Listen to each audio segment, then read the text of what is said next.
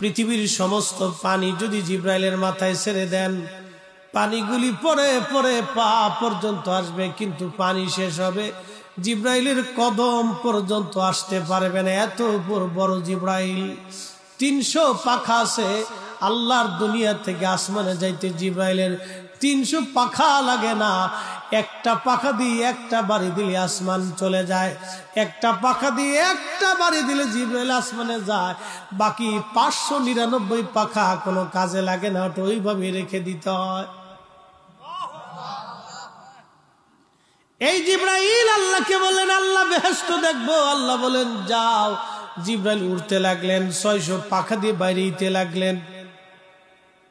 600 পাখা দিয়ে বাড়ি দেয়। উড়তে উড়তে জিব্রাইল ক্লান্ত হয়ে গেলেন, একটা খুঁটি পাইলেন, খুঁটির পাশে বসে বললেন রব আর কত দূর আছে? আল্লাহ বলেন জিব্রাইল